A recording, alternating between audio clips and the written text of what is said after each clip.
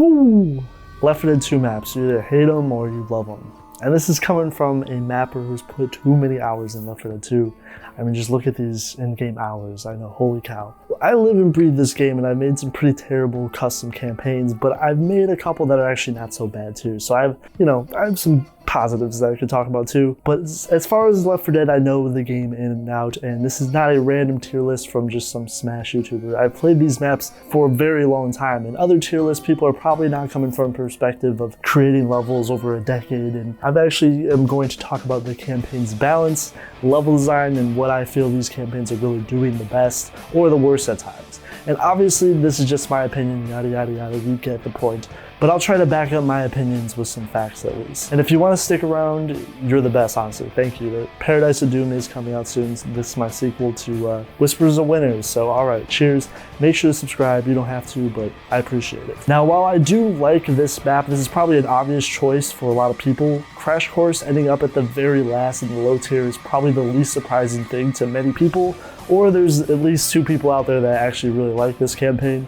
However, either side of the debate that you weigh on, this campaign is one of the shortest in the game, and some of the strengths of Crash Course is, even though it is probably on the short list of probably one of the most forgettable campaigns in the game, but it also has some interesting panic events, like on map 1 when you see Howitzer or also the rescue vehicle on the finale that is also made for this campaign. But I also really like how each point of the level really cares about the item placements, and there's actually a really solid, I think, about balance on this campaign. But I think the best looking segments of this map are also the bridge segment that is on map 1 or the finale area. Or in fact, this campaign is technically one of the first in the game to actually have you restart a generator, which would be followed up in the sacrifice. Yes, really interesting trivia there. However, the reason why this is at the very bottom is because it's just way too short. And sure, it is a 2-map campaign, you get what you ask for as far as this goes. It doesn't live up to any of the other official maps in my opinion. It feels kind of rushed level design wise. It feels like with the highs and lows of what can happen in between each level, Crash Course is mostly just playing the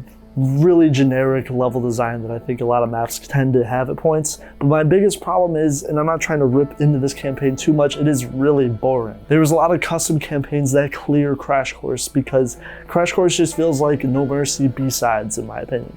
Because it is usually what you're going to expect as far as level design goes. There's a lot of brick buildings. The same exact textures are used in Crash Course and a lot of the other maps, which is why I say it's like a B-side, really easy to make a DLC campaign. However, I will give the positive that the voice acting is actually really solid between the Left 4 Dead 1 survivors. Francis probably had some of the funniest Steam lines that are actually in this campaign. There's some puns, but it being at the bottom of the tier list is just really because of its really basic level design. I don't think it really stands out that much. Something has to be in the bottom. Also, probably the other least surprising campaign being the low tier is Coldstream. It is probably one of the more hated campaigns in the game for a lot of people, or again, you might defend it vehemently to the end of time. This campaign was made by the developer of 2 Evil Eyes, and this campaign I actually don't think is really that good. So Coldstream is like an evolution of what 2 Evil Eyes was. So I've actually covered this in a video as well. But the final version of Coldstream, considering we've seen all the old versions leading up to the final release, really shows that this campaign has come a long way, but also it still has a lot of problems. It has a lot of bugs and exploits, and you can actually break the maps pretty easily if you know what to do. Also, this campaign tends to crash the most out of most of the campaigns that I've played in the game, which is also a huge negative. Yes, if you play with a full team of versus, it's very likely that one of them is going to crash on at least map 1. Some of the early maps like map 1 and map 2 have some really whacked balance when it comes to just the way they give out weapons, and also the fact that special infected are really good in certain areas. Like for example, the end of map 1. Yeah, smokers and jockeys really love this area right here. Or map 2 has some of the sweatiest balance that I've seen. Do you like panic events where you're completely in the dark and the water is pushing you endlessly? Yeah, I know, it's great, isn't it? Oh, please don't push me off a ledge, but everyone dies here, okay? Or the bridge section that is completely open in a lot of areas. Just loads of death charges that just are reigning supreme on these maps. But the campaign does lack a lot of originality in my opinion. As a DLC campaign, it just borrows what I feel like are sections from other maps, like the bridge section from the Parish, or Hard Rain, or Swamp Fever's level water sections. its level design doesn't feel unique enough to overall feel like it really makes up for the balance and also just the wackiness that can go on with this campaign. I do like certain areas, but I think there's just too many elements that feel like they're borrowed from other campaigns that I feel like really holds down Coldstream a lot. So there is some like visually good stuff, like the beginning creek on map 1 looks great, I love it. It's probably one of the visual backbones of the whole campaign. And I do like the end of map 4 where it actually starts to change up the more foresty areas to the more urban and office elements. So I do put Coldstream over Crash Course just because of the length of the campaign.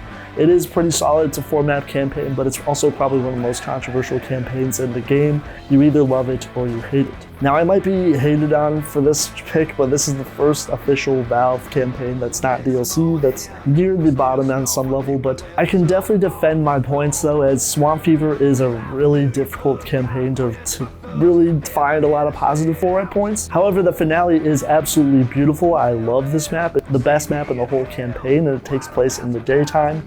And I think this is really smart because it really stands in its own league compared to the other maps in the campaign. And also the finale is actually a really unique one where there's gonna be 2 tanks that spawn for whatever reason, but it actually makes the map a little bit more difficult. Normally these are like way too easy. This one's more of one of the challenging ones of the game. But I also think map 1 is also an extremely strong map, so they literally flipped this panic event into actually being a Counter-Strike Go map, which a lot of people don't actually know that. But if you want to know something, map 1 actually sets the vibe of the campaign pretty well while maintaining what makes a good Left 4 Dead map, so it does have some good set pieces. The panic event boat ride thing, I actually really like that element of this map. The survivors talk about their problems and how much Nick loves Ellis for whatever reason. But even though map 1 is really spacious at times, it doesn't completely sacrifice what makes a good Left 4 Dead map, which is having strong balance between the special infected and the survivors. However, that's where I feel like it starts to go off of a cliff really hard in map 2 and map 3, as both of these maps are super flawed from a balance perspective, in my opinion, as if it didn't have water in it, you would clearly notice how empty each level feels, and the lack of spawn points for special infected also makes it really annoying to play in versus. So the levels are extremely open, they're full of water. It is actually hard to hit survivors because they could easily kill the incoming special infected because they usually have snipers at this point in map 2 and map 3. And also it's just way too open. So map 2 does have a nice panic event, but it's probably one of the lamest panic events created, as you can literally just run and avoid all the zombies at a certain point. And also the metal rod on map 3 is also one of the weakest panic events in the game. Probably one of the most boring level design elements I've seen start a panic event. It's literally just a board moving and zombies come, whatever I guess. So Swamp Fever has some really good positives. I love map 4. Even map 1 is good, but I don't like map 2 and 3, and that's why it's a lot lower than the other campaigns in this tier list. Yeah, for whatever reason, just moving this plank actually just makes all the zombies come. I don't know, I don't get it, but whatever. It's a really boring panic event. Now, The Last Stand barely makes the C tier, as I know a lot of people probably hate this campaign on some level for its length. I actually do like it more than Crash Course from a level design standpoint. The levels are actually really dynamic and it maintains the excitement throughout the entire playthrough. Many people probably expected this to be a more boring campaign, but there's actually a lot of stuff going on. There's lakeside elements, there's construction elements, there's a plane that explodes, there's also just fire in the mountains. There's actually fantastic level design, and if you play the updated variant of The Last Stand finale, which I actually do love the original iteration, so the fact that they actually built on it and made it more exciting, I think is actually a really nice change. Making it into a more dynamic finale and actually having more of a grand feel to it, I think was a great change. But also they made the finale part of the campaign really epic and also have more of a scavenge element to it as well. So they really took the base survival mode version of this map and made it feel like it actually is connected with the other levels in the campaign, because originally this was just a survival map that a lot of people forgot even existed. So yeah, it is kind of like a side map like Crash Course, but it does maintain the level design quality that I think a lot of the official maps have. I know a lot of people rag on the fact that it's a 2-map campaign, but actually Valve were the ones who wanted this campaign to be 2 levels long. Apparently the developers, a lot of them stated that they would have made a 5-map campaign if they were actually allowed to, but Valve was the one that definitively wanted this to be a 2-map campaign, and they just wanted to see how this would affect the Left 4 Dead community if they just released DLC like this, and it was received rather positively. Now the next campaign to go hand in hand with each other is the passing and the sacrifice. Wait, what this? how is such a campaign better than the other campaign? But they literally are almost the same exact finale location, which is technically a map that Valve made for the passing, but also the sacrifice shares it too on some level, but it's slightly different. They're obviously made to connect with each other, so for me, the passing and the sacrifice being next to each other just kind of makes sense. But the passing has the nighttime version that's scavenge, and the sacrifice, obviously, you gotta sacrifice somebody. In the passing, you start with the bridge, and then you randomly talk to the Left 4 Dead 1 survivors, and they'll actually tell you where you need to go. And I like the idea of the Left 4 Dead 2 survivors interacting with the original survivors. That's really a genius idea, even though it's a little fan servicey, I do like it. And the passing's level design is also reminiscent of Hard Rain and Swamp Fever, so at points where it feels really dark and grungy, and there's also random rain effects just like Hard Rain. The second map is also probably one of the most difficult maps in the game because zombies are absolutely ruthless on this panic event, and this level is quite long too. So you have to make your way all the way into a long hallway where the game will just force spawn zombie after zombie after zombie. It is actually really difficult in versus, and if you aren't properly prepped for this panic event, it will just backhand you endlessly. It is that difficult. I don't really like the passing because the second level is just very, very difficult, but to me that's why the sacrifice is a little bit better, as I actually like the maps a little bit more. If you haven't seen my video on the sacrifice, this campaign was most likely started by Turtle Rock Studios, and then ultimately it was transformed into being DLC for Left 4 Dead. If you want to see the story on that, make sure to check that out below. The sacrifice just feels like one of those old school Left 4 Dead maps where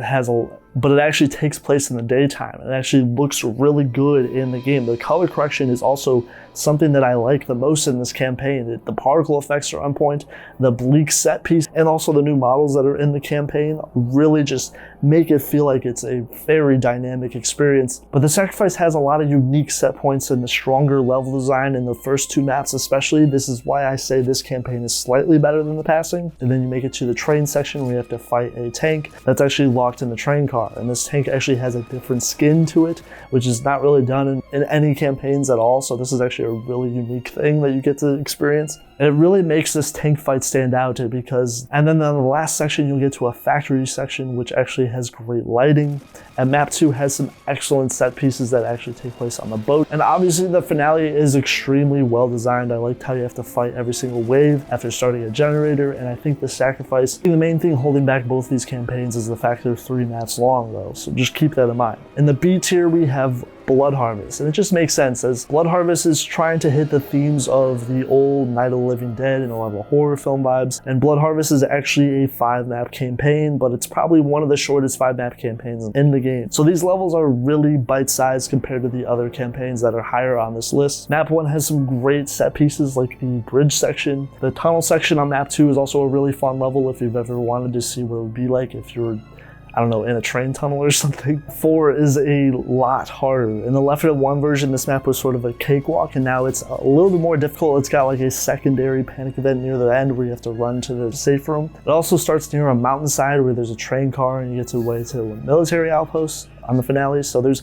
actually a lot of 28 days vibes on these maps. To me, Blood Harvest does the best visually, but it's hitting the vibes of what the campaign is trying to do really well. But out of all the mainline Left 4 Dead 1 campaigns, I think the levels are pretty fast paced and they end very quickly. However, in Left 4 Dead 2 version, I think it is better because the maps are actually a little bit more challenging and the panic events are definitely packing a bit more of a punch. I don't like the finale of this campaign, as there is exploits to try to completely skip the finale that are still in the game to this day that have not been patched out. They would be really easy to patch. You just have to put an invisible wall over this stupid haystack. But that's mostly just me nitpicking, and it's not as bad as Swamp Fever. However, I will say this campaign is not as bad as, it's just maybe if it was more beefy compared, it would actually be a little bit higher on this tier list. Now this is probably my hottest take. I know Dark Carnival is a lot of people's favorite campaign in the game, but for me, I feel like Dark Carnival is just a fine campaign, but it also is probably one of the most overrated campaigns in the game in my opinion. It's probably one of the most played Left 4 Dead 2 campaigns. I don't know why there's a lot of scammers that play these maps, but I feel like every time I get into a Dark Carnival server, I feel like I could just see my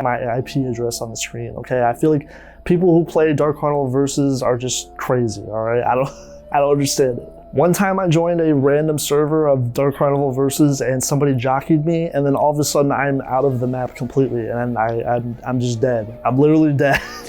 So that's how suddenly there's just scammers in this campaign. I don't know why, maybe someone in the comments will understand. But besides my cursed luck, whenever I try to play this campaign, I really try to see the high points, especially from the visual standpoint of this campaign. While I do personally feel like the visual set pieces could have been expanded a little bit more, I don't like some of the levels that they went for as far as this campaign goes, as I think they could have done a lot more if they had more time. I also don't really like how most of these maps feel like the back-sided hidden parts of a carnival. I just feel like you could have actually explored the actual carnival elements.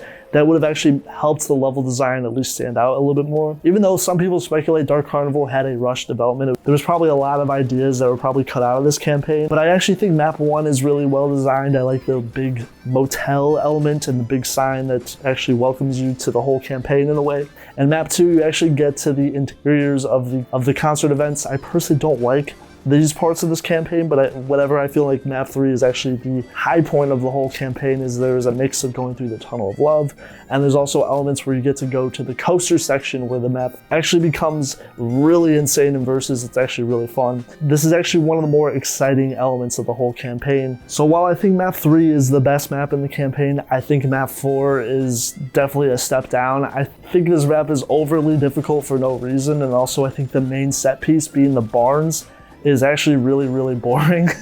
I think Blood Harvest did this element a lot better, and it is also just one of the hardest maps in the game for no reason. And while map 5 has a lot of interesting premises, it is also an extremely easy holdout finale, and for survivors, there's just too many items to make this map just a cakewalk for them. It's extremely easy to access tier 2 sniper rifles, and it makes this map a cakewalk, and Special Infected really can't spawn in many areas, so you're literally just getting sniped as soon as you spawn in this map. And I also feel like tanks just get destroyed because there's so many fireworks and Molotovs and everything. So there's just so much space that once the tank is on fire, it's basically GG because there's not enough space. And the survivors can just run endlessly until they die. So while I do understand why some people like this campaign, I also feel it just is a little overrated. And I also think it has some strange balance issues, but overall the concept of the campaign could have been a little bit better too, in my opinion, but that's just me. I know some people might not agree with that. But now Hard Rain, as you can tell by its name, the rain is okay, whatever. There's a rain element in this campaign. It is the biggest selling point of this entire campaign, where there's just random storms that can appear. They actually redesigned the Source Engine's rain elements to actually allow there to be RNG rain storms. This is actually not possible in Left 4 Dead 1. So the campaign is also the only in the game where you actually get to backtrack to the first couple levels of the campaign, and they actually get a new layout, at least, to imply the storm really took out some of these areas and changed the levels up. So there's actually a unique element to backtracking. Items that you take in the previous levels will actually affect their spawns in the later levels. Again, Hard Raid has some really unique elements because as far as levels go, it is actually, the campaign begins with you being dropped off by Virgil. Shoutouts to Virgil, he's the best. Exit the dock. I personally don't really like the dock. I hate it with a passion because people just love griefing and jumping off the side of the dock as soon as the level starts, but whatever. I don't know why there's not railings here, but not trying to be a map designer or a crazy person, but I literally see so many people rage quit this map so many times because they get killed early on and they're not ready for it,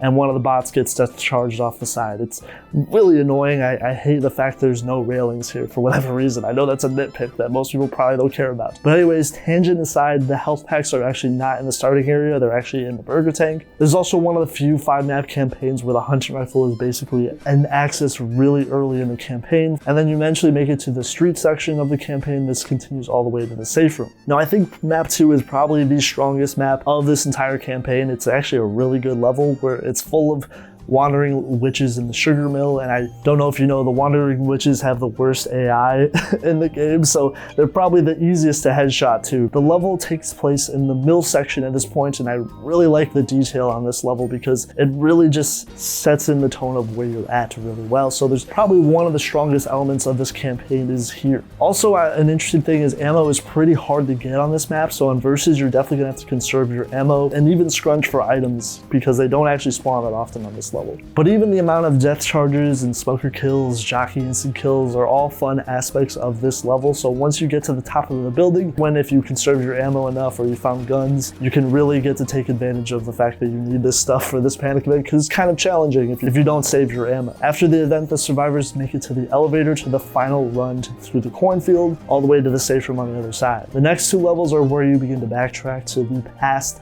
levels of the campaign. There's actually rain elements and there's storm. As the water slows you down, the campaign ultimately is more difficult if you try to fight the infected in the deep water sections because of just how slow it makes you go, and also with zombies hitting you, you're not going to be moving that fast at all. I will say these next two maps literally are the previous levels just cut in half. There's also many shortcuts that the survivors can take where you can avoid the water, and another part that I like about this campaign is the amount of detail that are here in these levels. The survivors actually have the gas canisters on their back that they're actually taking to the end of the campaign. This only happens in hard rain, so I actually really like that part. And after the last stand up, they actually added skins to the weapons on this campaign. The weapon skins are actually more of a part of the campaigns, and hard rain actually has a visual look to how the weapons look more muddy and dirty, and they have actual textures to imply that they've, been in the water, I guess. I don't think the concept of making survivors move extremely slow in water makes for a really engaging level design, but I do think that map 4 is also one of the shortest levels in the game because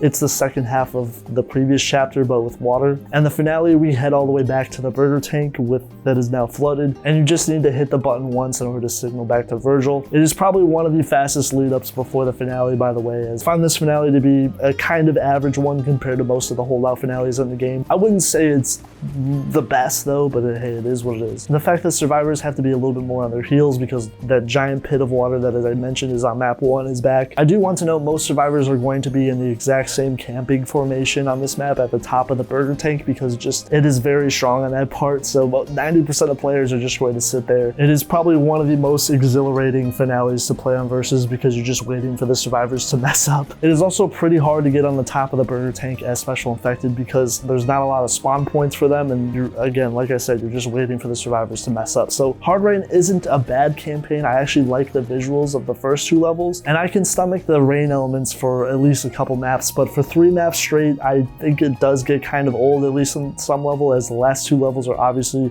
some of the fastest in the game, which doesn't make it feel like it is as beefy as some of the other campaigns on this tier list. I do want to credit Hard Rain's strong level design. It actually looks really good visually, especially on map 2. And we're going to go right into Dead Air, as this is a really good campaign for selling its concept, and it is actually, the levels have excellent variety between each one of them. And you'll notice with Dead Air, it has a unique skybox texture that makes the world look like it's on fire. It is extremely dystopian and dark, but it looks really cool. And the campaign begins on a greenhouse where the survivors make their way hopping building to building, making their way to avoid, death charges. It doesn't make this map feel too busted though. There's a lot of interior areas and also some more spooky areas where you can actually get beat by the special infected. I think this is a really solid start to the campaign. It's not the longest map one, but it actually feels pretty good. The next map, they'll go through a fire escape, which will actually lead through a building, and then once they get on the rooftop again, this will lead to the first panic event of the campaign. There's, again, a lot of death charge possibilities here. The special infected actually really love if the survivors are really dumb in this section, and half the level is actually the survivors going through an office section, and this is probably one of the worst parts of the campaign. If you get a tank spawn here, it is really difficult. But the next map is the construction site that has an early panic event where you destroy a barricade. And this is overall a pretty solid holdout panic event, as once it clears, the survivors make their way and they run through the other half of the level, which actually changes a little bit more dynamically, spreads out a little bit more through the construction site. And then this level leads to the start of the airport, where the survivors make their way through the garage section and then you get to the end of the level. Map 4 is the terminal, the Left 4 Dead 2 version being significantly more challenging than the Left 4 Dead 1 version. In the old version, this level had a completely optional panic event near the end, but now if you were stupid enough to walk through the metal detectors, yeah, this would happen. But yeah, Bill has a pacemaker, so the thing is going to go off.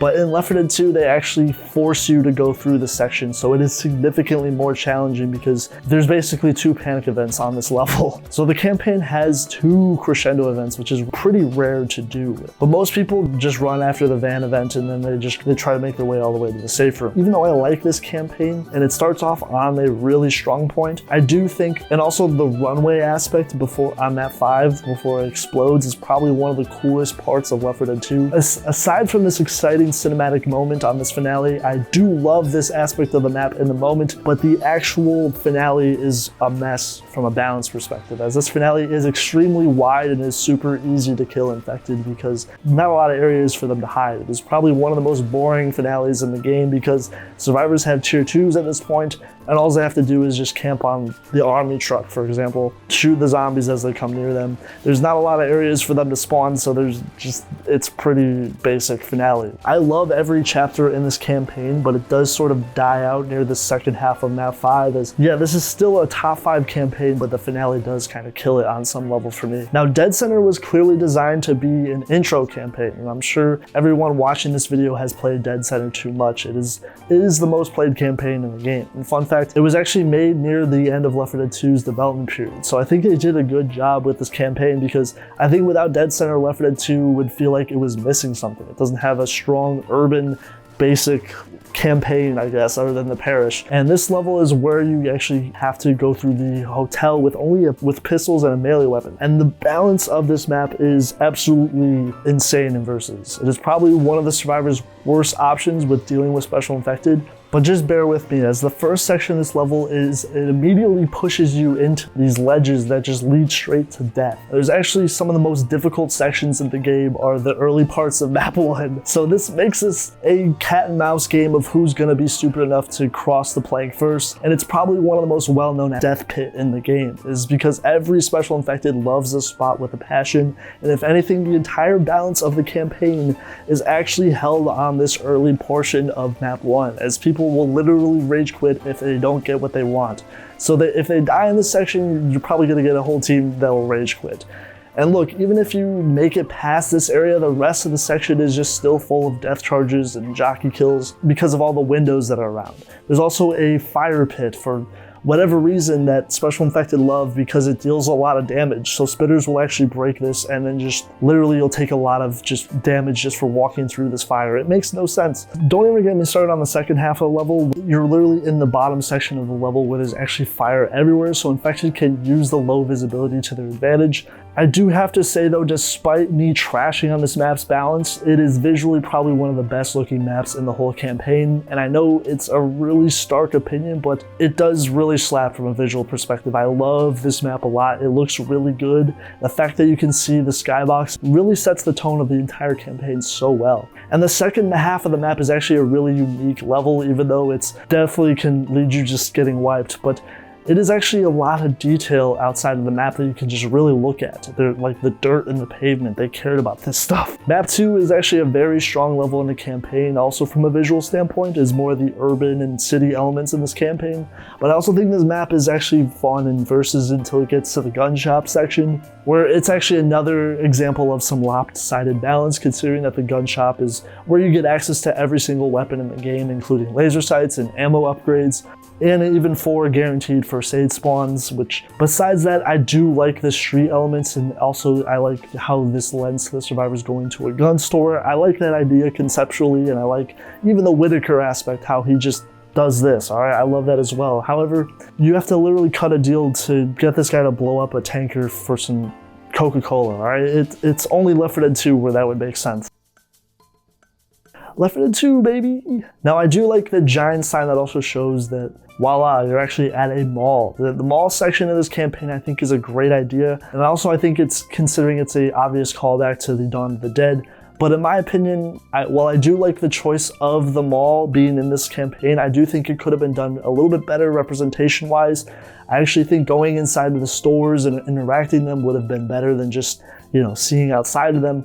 But I guess, again, that's just me just nitpicking on some level. I just feel like the selling point of this entire campaign could have been a little bit stronger. In the third chapter, it has a very solid panic event where you have to run and turn off the alarm. And there's actually some split sections where you can go depending on how your health is doing. And you can also see the skybox sneak through a lot of the top of the building. So there's actually a lot of detail in this campaign that a lot of people don't notice because, you know, you're either going through a panic event or you're not really looking around everywhere. There's actually some solid amount of detail. A nice bit of trivia is this map actually has split pathways, but most people are probably not going to see this element, as the chosen pathway is determined on the survivor's health and the item status of the specific point on the map. So specifically, if all 4 survivors have less than 50 health and no healing items, then the lower path of the alarm door is going to be chosen. Otherwise, the upper part, which is the toy store, which is mostly the default part where most people are going to see. But you'll actually see more dynamic level splitting elements. A lot of the Left 4 Dead 2 maps have this. But I think this campaign from map 3 and map 4 is really solid. I like the finale. It is actually the first ever scavenge finale in the game. And you have to go around picking cans and putting them in the car. Again, just like the passing, as I mentioned earlier. There's actually really dynamic elements to these levels that actually can do some different strategies to complete this map, like send 1 or 2 people to get the cans on the top floor, while the other 2 survivors are at the bottom and they can catch them and put them in the car. The only problem is, though, you're putting a portion of your team at risk or of getting killed because they're obviously separated from each other. And special infected, like hunters, are amazing on this level. There's some actual spots where they can get 25 damage, for example, if you're near the car. And the infected can also kill them really quickly if they're alone, so just keep that in mind. This map is also really tall, so there's actually some really interesting areas where spitters can go, and they have a lot of utility where they can spit on the cans, and then they can cause them to explode. But on the survivor side, I actually think once the car is filled, you actually get one of the best cutscenes in the game. And yeah, just look at this. It's great. Now, as far as Dead Center goes, I think it is actually closest to a Swiss Army knife campaign, as far as there's pretty much everything that most people are going to like. Casuals love playing it. It is the most played campaign in the game. There's a really solid elements to its design. Although its balance is pretty clumsy at points, I think the balance issues are evened out by its visual appeal and just how kind of anyone can play this campaign, you know? So I wish the mall sections were actually a little bit more detail in the stores. Could have been a little bit better, but I think the source engine at the end of the day, and obviously probably the time constraints, held that aspect down, but it's still a solid campaign. No Mercy is probably one of the most iconic campaigns in the whole series. I guarantee you that 90% of you have probably played this one as well, as Dead Center and No Mercy are both the 2 popular campaigns in the game, and you will constantly see lobbies of these 2 campaigns just fill up the fastest. But for me, No Mercy represents the bedrock of Left 4 Dead. It's those long evening sessions with your friends where you're just laughing and someone just shot at the gas station while you're stupid enough to go close to it. Or to me, No Mercy is also the classic of classic campaigns in the game. These levels might not seem that iconic if you just look at them, but if you play these maps, you'll just love them so much. So much detail, there's so much level design choices, split pathways, and you move through the complex and you get some bleak corridors, but once you make it out of the complex, you actually get to the streets and you'll get And map 2 has the survivors actually making their way through a subway where there's lots of holes, fires all around, and there's also a pretty dystopian look to this whole campaign, and I think this map really sets it really well. And once you make it out of the subway section, you'll actually head to the generator room, which is actually where that panic event is at. And you'll get to the opening part where you actually start the event. And it's probably one of the most classic panic events in the game, as yeah, don't get smoked down the hole, okay? Map 3 is probably one of the best maps in the whole campaign. It just oozes Left 4 Dead 1 vibes. And it also is a lengthy but challenging chapter, and for the survivors at least. So it is also the same level with the gas station that explodes for no reason. This doesn't start a panic event, by the way, but the plank moving on Swamp Fever actually does, okay? I don't question it. Shooting the gas station doesn't start a panic event, but hitting the button for this thing does, okay? On the beginning of the map, you have the choice of going left or right. The left side is the shorter route, but if you go straight, you actually get access to a lot of items and tier 2 weapons. So in my opinion, this is actually a really interesting guessing game on where the survivors are going to go, and the infected have to adapt to it. But once they make it out of there, there's actually a lift that takes the survivors to the building, and it starts the panic event. This is probably, again, one of the more dynamic panic events in the game, where you have to choose either to technically wait out the panic event or just run through it like a lot of people tend to do. But making it through the warehouse, eventually you'll see that there's actually several entrances to the sewer where you can again choose whichever side you want to go to enter it. And this level has so many branching paths, which I think is really good for a level. But obviously, again, be careful for smokers. They love smoking you before you drop into the sewer, so just keep that in mind. Even though I do love this level, it does have a really unbalanced section, and that is this one right here. This is by far one of the most unbalanced sections in the game, is climbing this ladder. When you climb up ladders as survivors, you don't have your weapon out, so you have to move up and down and try to juke the special infected that are just going to be gangbanging at the top, okay? Everything that you think is possible that they can do, they can do. They can totally wipe survivors easily in this section. It is by far one of the most difficult parts of the whole campaign, but it is literally hell, as they have one of the strongest win points is just this point right here. As the level as a whole, if you have boomers, it's super unbalanced for them, as they can basically just drop down, and the survivors have to play chicken to hope that they don't get charger instant killed or the smoker to get somebody at the top and then wipe them. The level is pretty much done and you make it to the hospital, but yeah, this ladder section here it's a nightmare. We kind of love it, I guess. If you go through the rooms on map 4, you'll notice there's actually a lot of dead bodies with hospital uniforms and decals with x-rays of the zombie corpses. There's also extremely tight corridors in this level. There's hospital waiting rooms, and also if you make your way to the higher points of these areas, you'll actually make your way to the stairs and hallways, and then you'll eventually make it to the panic event, which is where you hit the elevator door. And of course, you're probably gonna be like everyone else and wait at the end of this random hallway like a good boy.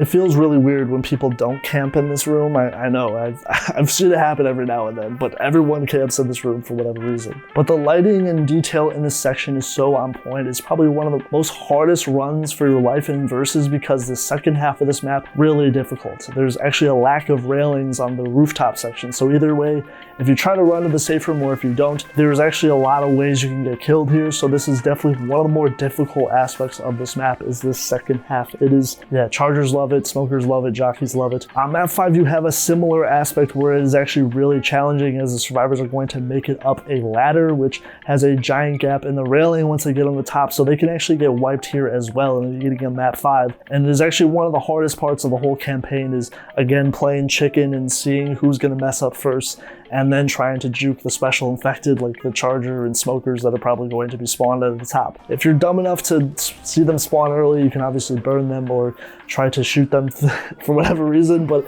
it is actually a really scary section, as this part of the level lacks a lot of railings. There's also pipes where you can be pulled down if you're not careful about where you're standing. So special infected actually have really strong punish game on this map, and it's probably higher than a lot of other holdout maps because of, yeah, there's a giant death pit everywhere. Obviously we're on a rooftop. There's some pretty safe locations where the survivors can comfortably camp, but also there's some pretty scary locations too that also the tank can take advantage of and punch survivors off the roof, for example. So once the survivors call the radio, the chopper pilot will signal the finale, and then you'll have to kill tanks and hold out for the zombies and then make it onto the helipad, and then you complete No Mercy. So while this campaign does have flaws in its balance in Versus mode, but outside of that, it is an outstanding campaign. It is the classic Coke of campaigns, and I guarantee most people are probably going to play it and probably really enjoy it too. It is a really strong campaign in the game. There's a lot of content to chew on for sure. Now, Death Toll made it in my top 2. I really love this campaign, as Death Toll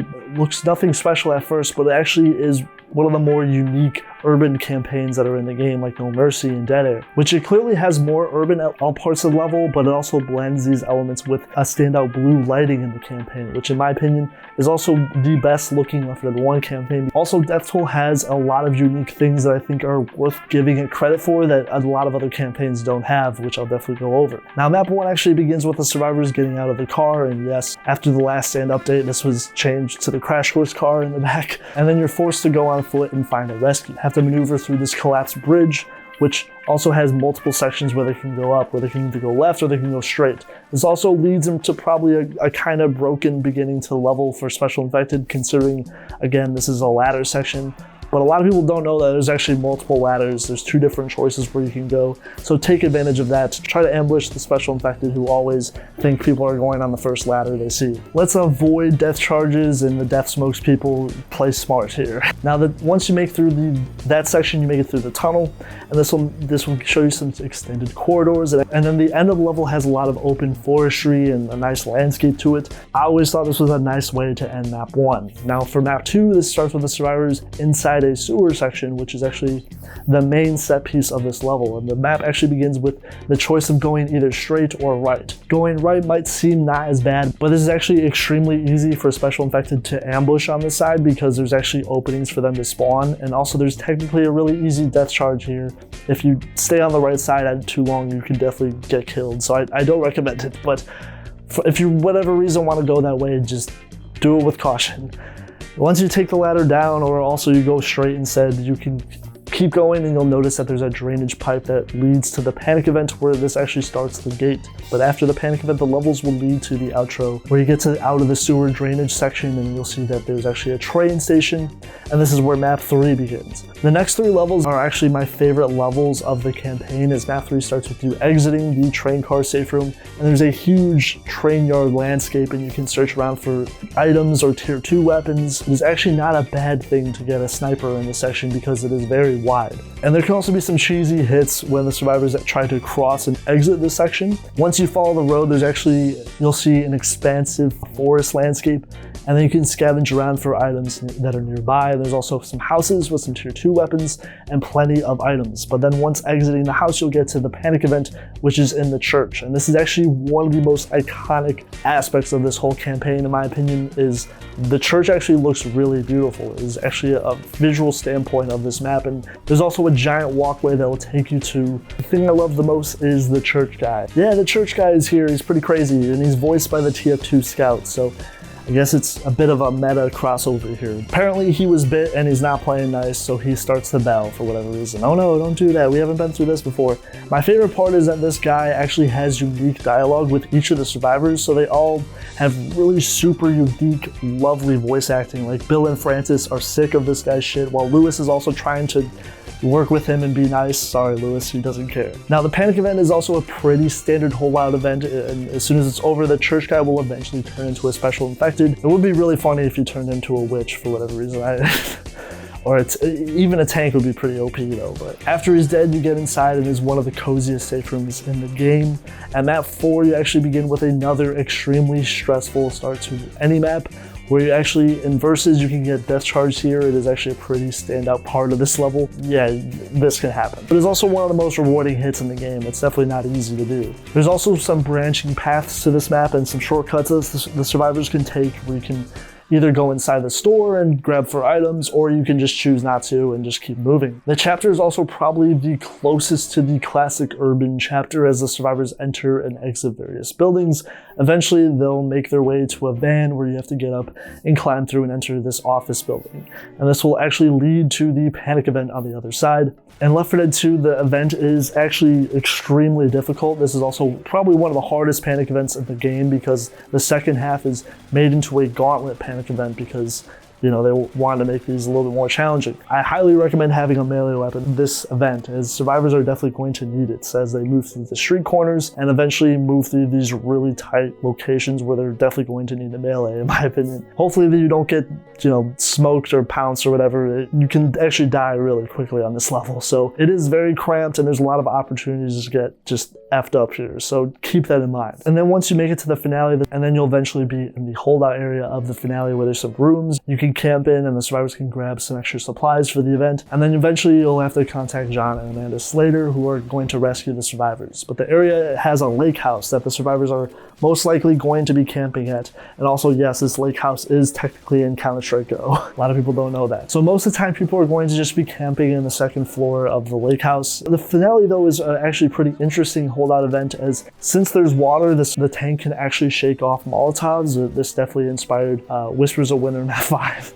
I really like the idea of tanks being able to go in the water and really just shaking off the Molotovs. But there's also some areas where in Left 4 Dead 2 you can actually death charge people that are trying to get ammo, as there is a death pit with the water. It's not as easy to do as No Mercy Map 5, but there is some possible death charges and death smokes into the water, so if you're not careful when grabbing guns, because you can actually die in this section. But once the finale ends, the survivors get to the boat, and you just played one of the best Left 4 Dead 1 campaigns of the game. Now, number 1 for me is going to be the Parish, as this is by far peak Left 4 Dead 2. It is a really good looking campaign, and it's in the daytime. And most people actually are not used to this style of lighting and visuals, but the parish makes it look extremely realistic, while also, in comparison, most of Left 4 Dead 1 is taking place in the nighttime, but the parish actually takes place in the daytime, and it really sets off on its own vibe. That you see a beautiful skyline in the beginning of map 1 after Virgil drops you off, and there's a deep ocean, and it's a really great vibe. It really sets the tone of the parish. And once leaving the dock, the survivors make their way past the streets, and it just looks straight up like New Orleans. The whole campaign is very much inspired by that. And there's little optional areas where the survivors can obviously go into the jazz club, or they can listen to the jukebox. Yes, there's a jukebox here. It has some random circumstances where the level design can change and be a little bit more dynamic. This is again used in some of the other levels, but it's used a lot in the parish. Certain alleyways will be blocked off, for example, because of RNG, but you can actually enter the kitchen section, and then after the kitchen, boom, there's a car alarm, watch out for. Probably one of the shortest levels in the game, but the only reason for this was because the parish was originally going to be 4 maps long. Map 2 has the survivors going through a park section that is, again, based on RNG on where how it's going to change. However, most people are probably going to avoid the park section and just hold on to the sides of this area, because infected have more power if the survivors go in the more congested middle section. So most people are just going to go around in the more open sections because there's more item spawns. The map also continues into a congested hallway section that everyone and their mother loves. Being a charger here for whatever reason, it almost never works though.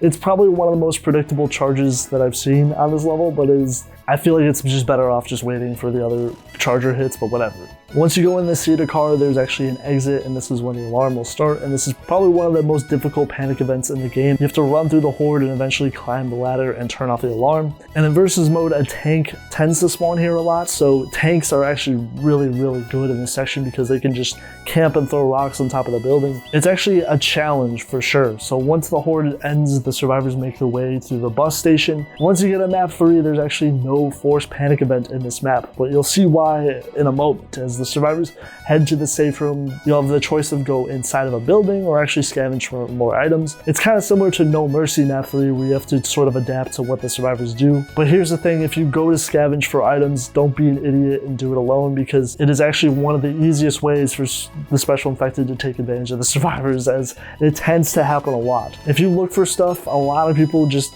rage quit immediately because they'll get pounced here or they'll get charged and no one's covering them, so they ultimately will just rage, and then their team will probably lose, because these rooms are actually extremely easy for special infected to just kill you basically. There's also a drop on this level that is also extremely difficult, but a huge part of this level is there is a sewer section that is probably one of the most scary sections in versus, considering special infected, as charger spitter is a really deadly combo in this area. It is an extremely linear sewer section, so smokers and jockeys have a lot of fun pulling stragglers and killing them. And once you take the ladder and get out of the sewer, you'll see a giant lot of alarm cars. And notice how I mentioned there's no panic event on this map? Well, there's no forced panic event. There is a technically optional one here, but if you can easily trigger a car alarm if you accidentally touch one of these cars. The freeway actually is getting blown up and as you're crossing it, and I really love the voice lines of the survivors at this point, so a lot of them are just sick of this shit.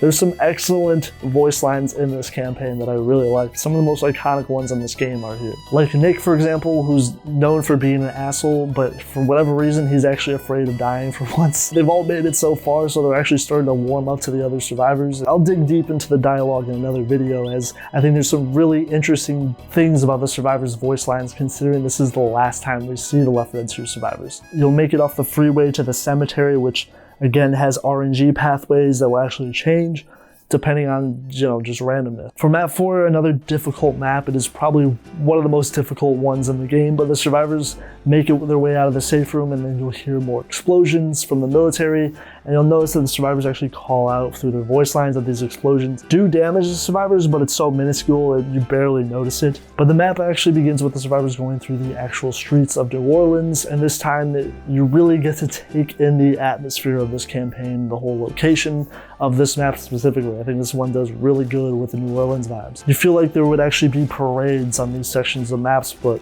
yeah, nowhere in Left 4 Dead. The survivors make their way through a jazz building, and then they eventually traverse through the stairs, make their way and exit through buildings. You'll eventually make it through the panic event that is at the parade float. And once the survivors make their way through the interior section, they get to experience a close corner panic event that is actually really difficult, but the panic event will push the parade float and allow a plank for the survivors to cross to the other side. It will move a plank that allows the survivors to move to the other side. So again, this part of the level is pretty long, and if you're not dead yet, there's not a lot of ammo or item spawns at this point, so you want to conserve that stuff. But the fun fact is this building in the back street was originally going to be the safe room. As you will see in the intro of Left 4 Dead 2 in the trailer, it's actually the exact location. It's showing that there was originally going to be a safe room. A lot of people actually don't know that, but you make your way to the concrete barricade and the safe room is down here. And this is actually by far one of the largest safe rooms in the game. And there's actually a lot of hijinks that can be had here. Now, map 5 is the first ever gauntlet finale in the game. It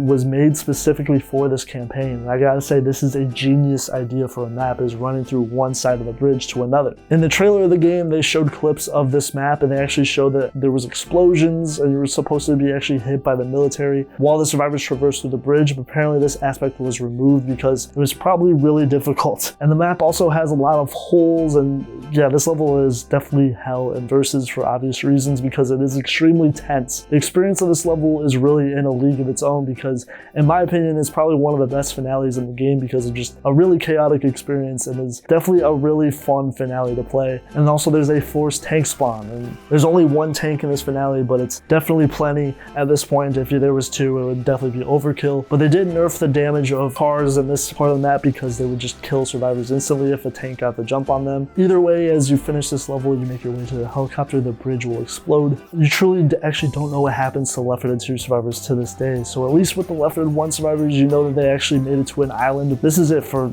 Nick, Ellis, Rochelle, and Coach. But there's a little bit of a mystery this time around. I like to think Coach got to experience a cheeseburger apocalypse or something. I don't know. My only nitpick with the parish is there are only really easy nitpicks to fix in my opinion, but there's some pretty whack item balance in some parts of this campaign. And I think it's because the parish was originally going to be 4 maps instead of 5, but the parish has a problem of being extremely easy at points. Like for example, map 2, where there's a lot of forced first aid kit spawns. And the problem is that there's so many forced spawns for these items, it's pretty easy to prep for them.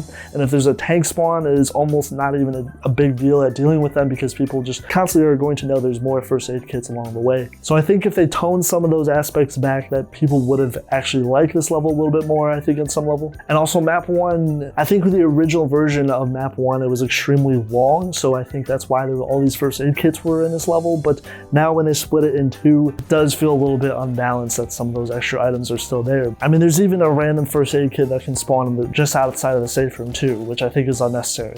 But also on the flip side, map 3 and map 4 are extremely difficult for their lack of first aid kits and ammo. So all of a sudden there's a little bit of a difficulty spike because there's just not a lot of items to go around. So you really have to look around for this stuff, and a lot of people are going to die because. But those are just a couple of nitpicks. I know those are really easy to fix. I know it also sounds a little crazy that I'm nitpicking item spawns, but that's how brain dead I am, okay? But that's how good the parish is. I have to nitpick it. It is a fantastic campaign, and it really shows how Left 4 Dead 2 was designed around this campaign, and it really stands on its own as a daytime campaign. As yes, the parish proved that the game's engine can actually, that's mostly known for being at nighttime, can actually have an amazing looking daytime campaign. And it really is because of just the amount of content and how challenging it is at points, sure, but it never goes truly that overboard, which is why I think the parish is a really, really good campaign.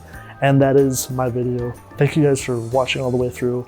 Seriously, means a lot to me. You guys are the best. And make sure to subscribe if you want to. Paradise of Doom coming soon. Sequel to Whispers of Winter. Okay. Yada, yada, yada. Thank you guys. Take care.